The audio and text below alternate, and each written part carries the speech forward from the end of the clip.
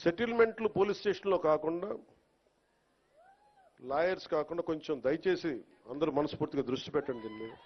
అంటే ఎందుకు చెప్తున్నాను ఈ మాట అంటే, నేను తిరుపతి సంఘటన జరిగింది. అక్కడున్న పోలీస్ శాఖ గనక నిజంగా అక్కడున్న డిఎస్పీ గారు గనక సవ్యంగా బాధ్యత నిర్వర్తించుంటే, బాధ్యత అప్పచెప్పిన ఎస్పీగా ట్రాన్స్ఫర్ అయ్యేవాళ్ళు కాదు. నాకు ఇది చాలా బాధ కలిగించింది. అందుకని పిఠాపురంలో నేను ఎవరిని కూడా, మీరు అడగండి కలెక్టర్ గారిని కానీ ఎస్పీ గారిని కానీ, నేను ఎవరిని రికమెండ్ చేయలే. నేనేం చెప్పానంటే, నేను ఎవరిని వెండేట ప్రభుత్వం, మీరు గత ప్రభుత్వంలో మీరు పనిచేసి ఉండొచ్చు, నాకు తెలియదు, నేను అన్ని మర్చిపోతున్నా, గతం అంతా మర్చిపోతున్నా. ఇప్పుడు ఫ్రెష్గా ప్రారంభిద్దాం. నేను మిమ్మల్ని జడ్జ్ చేయను. నాకు ఇవ్వాల్సిందల్లా సుపరిపాలన ఇవ్వండి. తన్నా మన అని భేదం లేకుండా అందరికీ సమాన న్యాయం చేయమని అంటే, అది జరగకపోతే మటుకు మళ్ళీ నా లాంటి వాడు వచ్చి రోడ్ల మీద తిరిగితే ఎవరికి నిద్రాహారాలు ఉండవు. అక్కడ దాకా తీసుకెళ్ళదు. ఎందుకంటే నేను ఒక రౌడీ మూకను ఎదుర్కోవడానికి, గుండాల మూకను ఎదుర్కోవడానికి నేను మొదటి తరం రాజకీయ నాయకుడిని. నేను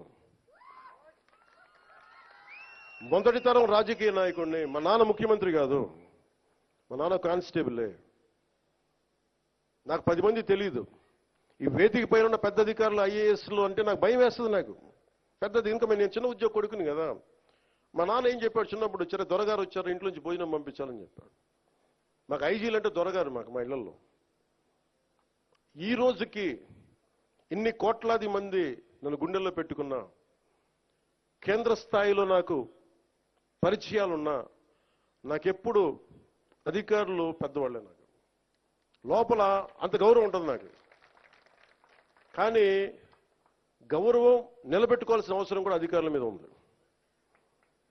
ఎందుకంటే నేను ప్రజల కోసం పనిచేస్తాను. అందుకని ఈ బాధ్యతని అందరూ చేయాలి. ఇలా కాకుండా కూర్చోబెట్టి పోలీస్ 6 నెలల హనీమూన్ పీరియడ్ అయిపోయింది. హనీమూన్ పీరియడ్ అయిపోయింది అందరికీ, నాతో సహా. నాకు కూడా ఇంక లెర్నింగ్ కూర్చోబెట్టి రివ్యూస్ అని వదిలేశాను. నేను నుంచో చోట రివ్యూ చేస్తాను, అవసరమైన చోట నిలబడతాం, కానీ రాష్ట్రం అంతా తిరుగుతాం, మన పిఠాపురంతో మొదలు పెట్టుకొని. డిప్యూటీ సీఎం గారు 15 ఏళ్ళు కూటమి కలిసి ఉన్నామన్నారు, కానీ అధికారులు సహకరించట్లేదు అన్నారు. అధికారులు సహకరించట్లేదు. అధికారులు అన్ని వైపు నుంచి, అంటే కొన్ని చోట్ల కొరతలు ఉన్న విషయాన్ని వారు చెప్పే ప్రయత్నం చేశారు. కానీ చాలా స్పష్టంగా చెప్పారు, ఈ కూటమి 15 సంవత్సరాల పాటు కలిసికట్టుగా సాగాలి. అప్పుడే ఆంధ్రప్రదేశ్ని మనం కలలు కన్న స్వర్ణ ఆంధ్రప్రదేశ్ 2040 నాటికి చేయాలి అంటే కూటమి 15 సంవత్సరాల పాటు ఉండాలని వారి ఉద్దేశం. అధికారులు నేను కూడా వారితో ఏకీభవిస్తున్న ఆ విషయంలో. అనేక చోట్ల అధికారులు బిజినెస్ యాజ్ యూజువల్ అన్న, అంటే చల్తా హై చల్నేదో అనే టైప్లో ఉంటున్నారు.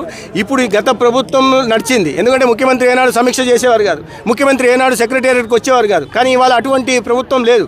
అది గౌరవ ముఖ్యమంత్రి గారు కానీ, గౌరవ ఉప ముఖ్యమంత్రి గారు కానీ నిరంతరం కష్టపడుతున్నారు, నిరంతరం ప్రజల్లో ఉంటున్నారు. రోజుకు 16 నుంచి 18 గంటలు కష్టపడుతున్నారు. సరే, వారి కష్టానికి అనుగుణంగా అధికారులు కూడా కష్టపడాల్సిన అవసరం ఉందనే విషయాన్ని వారు చెప్పడం జరిగింది.